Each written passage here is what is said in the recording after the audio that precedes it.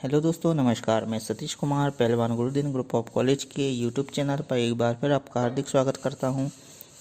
आज हम बात करने वाले हैं बीए तृतीय वर्ष के समाजशास्त्र द्वितीय प्रश्न पत्र के अंतर्गत निदर्शन के बारे में। तो शुरू करते हैं दोस्तों। अगर अभी तक आपने चैनल सब्सक्राइब नहीं किया हो तो कृपया चैनल सब्सक्राइब करें, लाइक करें, कमेंट करें, शेयर करें। निदर्शन किसी संपूर्ण समूह का वह हिस्सा होता है जो समग्र का प्रतिनिधित्व करता है। हम अपने दैनिक जीवन में निदर्शन का प्रयोग करते हैं, यद्यपि यह तो हो सकता है कि इस तथ्य को हम न जानते हों। किसी वस्तु के थोड़े से भाग को परखना कि वह ठीक है या नहीं निदर्शन कहलाता है। अब बात करते हैं दोस्तों परिभाषाओं के बारे में। तो निदर्शन के अंतर्गत श्रीमती यंग ने कहा है कि एक सांख्यिकीय निदर्शन उस संपूर्ण समूह अथवा योग का एक अति लघु चित्र होता है जिसमें से निदर्शन लिया गया है। बोगार्ट्स के अनुसार निदर्शन पद्धति पूर्व निर्धारित योजना के अनुसार इकाइयों के एक समूह में से एक निश्चित प्रतिशत का चुनाव करता है। अब बात करते हैं दोस्तों निदर्शन के प्रमुख आधारों के बारे में। तो निदर्शन के प्रमुख आधारों में सर्वप्रथम है संपूर्ण जनसंख्या की एक रूपता। लुंडबर्ग ने कहा है यदि तथ्यों में अत्यधिक एकरूपता पाई जाती है अर्थात संपूर्ण तथ्यों की विभिन्न इकाइयों में अंतर बहुत कम है तो संपूर्ण में से कुछ या कोई इकाई समग्र का उचित प्रतिनिधित्व करेगी। इसलिए यदि हमारा अध्ययन विषय इस प्रकार का है कि उसकी विभिन्न इकाइयों में अधिक भिन्नताएं नहीं हैं तो हम उनमें से अध्ययन के लिए जिन इकाइयों को चुनेंगे वे प्रतिनिधित्वपूर्ण होगी और हमारा निदर्शन यथार्थ होगा। परंतु आधुनिक जटिल समाजों में धर्म, प्रथा, परंपरा, आचार, रहन सहन, विचार, आदर्श आदि के आधार पर अत्यधिक भिन्नताएं होती है। अतः निदर्शन के चुनाव में हमें अत्यधिक सावधानी बरतनी चाहिए ताकि इन विविधताओं में अंतर्निहित एक रूपता को ढूंढा जा सके और हमारा निदर्शन प्रतिनिधित्वपूर्ण हो। निदर्शन प्रविधि इस मान्यता पर आधारित है कि विविधताओं के बीच समानताओं को भी सामाजिक घटनाओं के अध्ययन में खोजा जा सकता है। दूसरा आधार है प्रतिनिधि चुनाव की संभावना। निदर्शन प्रविधि में यह स्वीकार किया गया है कि संपूर्ण में से कुछ इकाइयों को इस प्रकार चुना जाता है कि वे संपूर्ण का प्रतिनिधित्व कर सके, परंतु इसके लिए कुछ नियमों का पालन आवश्यक है। जैसे किसी विशाल समूह में केवल एक या दो इकाइयों के चुन लेने से ही उस समूह के बारे में हमारा निष्कर्ष प्रतिनिधित्वपूर्ण नहीं होगा। निदर्शनों की संख्या समूह की विशालता के अनुसार या अनुपात में होनी चाहिए। तीसरा आधार है लगभग सही होना। कोई भी निदर्शन चाहे वह कितनी ही सावधानी से क्यों ना चुना गया हो संपूर्ण का 100% प्रतिनिधित्व नहीं कर सकता। इसलिए निदर्शन में परिपूर्ण परिशुद्धता लाने का प्रयत्न करना व्यर्थ है। प्रयत्न यह होना चाहिए कि निदर्शन यथासंभव प्रतिनिधित्वपूर्ण हो। यह यथासंभव प्रतिनिधित्व निदर्शन वास्तविक स्थिति का एक लगभग चित्र होगा और हमारा निष्कर्ष भी ठीक होगा। अब बात करते हैं दोस्तों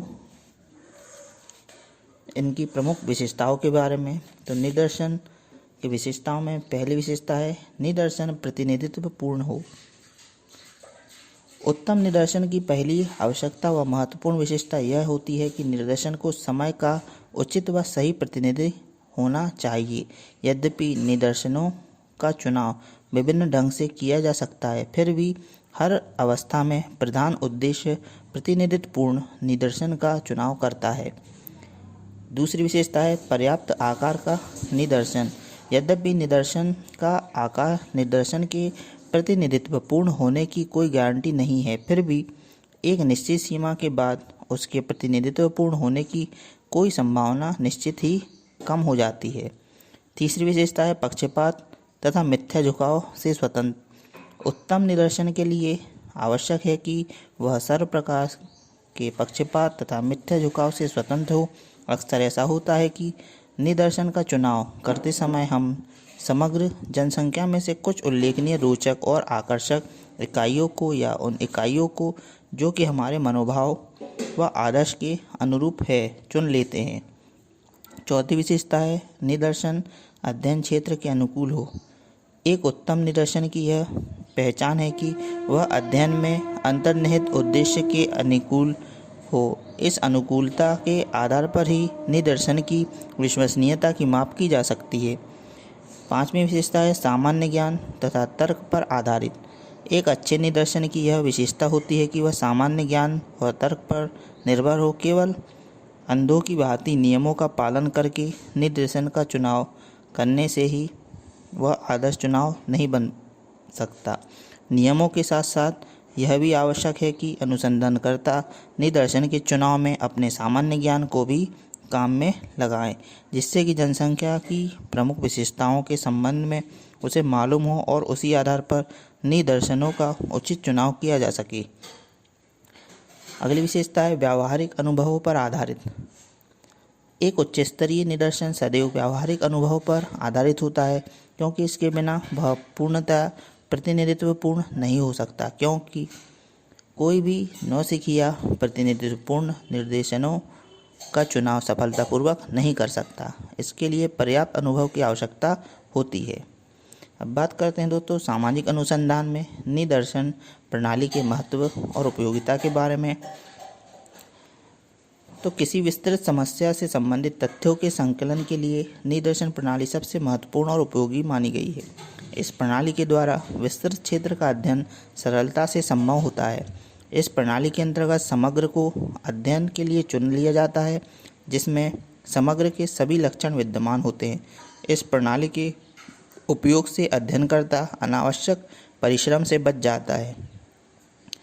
सामाजिक अनुसंधान में इस प्रणाली की उपयोगिता को हम निम्न रूप से भी देख सकते हैं।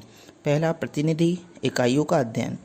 निदर्शन प्रणाली के द्वारा अध्ययन करने का सबसे बड़ा लाभ यह है कि हम समग्र इकाइयों का अध्ययन नहीं करते, बल्कि कुछ प्रतिनिधि इकाइयों को चुनकर उनका अध्ययन करते हैं, जिससे प्राप्त परिणाम समग्र के अध्ययन के परिणाम के समान ही विश्वसनीय होते हैं। इससे अध्ययनकर्ता के श्रम और समय की बचत होती है। दूसरी, विस्तृत क्षेत्र का अध्ययन। निदर्शन प्रणाली विस्तृत क्षेत्र में फैली इकाइयों के अध्ययन के लिए अधिक उपयोगी है। निदर्शन प्रणाली के अंतर्गत संपूर्ण क्षेत्र कुछ प्रतिनिधि इकाइयों की संख्या तक सीमित हो जाता है। अनुसंधानकर्ता इन इकाइयों का प्रत्येक दृष्टिकोण से अध्ययन कर सकता है। इन प्रतिनिधि इकाइयों के अध्ययन से संपूर्ण क्षेत्र में फैली इकाइयों के संबंधित वास्तविक ज्ञान को हम प्राप्त कर सकते हैं। तीसरा महत्व है संग्रहित सूचनाओं का परीक्षण। सामाजिक शोध की अन्य प्रणालियों में उपलब्ध सूचना की विश्वसनीयता पर प्रश्नचिन्ह लगने से परीक्षण कार्य अत्यंत कठिन है। इससे विशेष रूप से प्रश्नावली प्रणाली में, जिसमें अध्ययन क्षेत्र विस्तृत होता है और विविध अभिरुचि वाले व्यक्तियों के बीच प्रश्नावलियों का वितरण किया जाता है।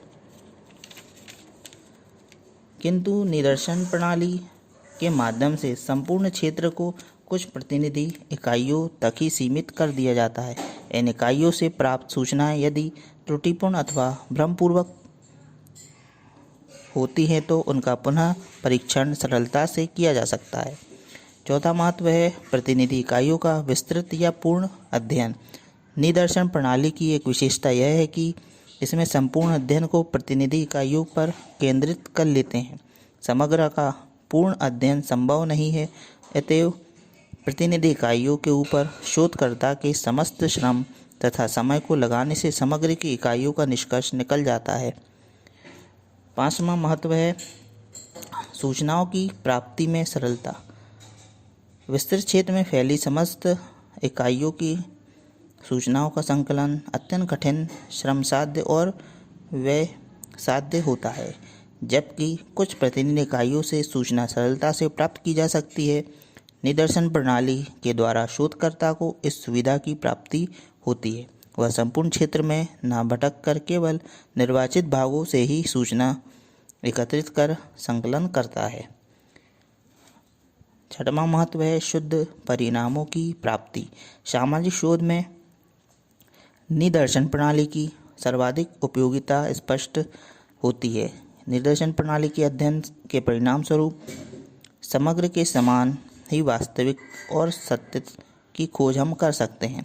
इसके परिणाम भी समग्र के अध्ययन के परिणाम के समान ही विश्वसनीय होते हैं। इस गुण को बनाए रखने के लिए प्रतिनिधि इकाइयों के चुनाव में अत्यंत सावधानी बरतनी आवश्यक है।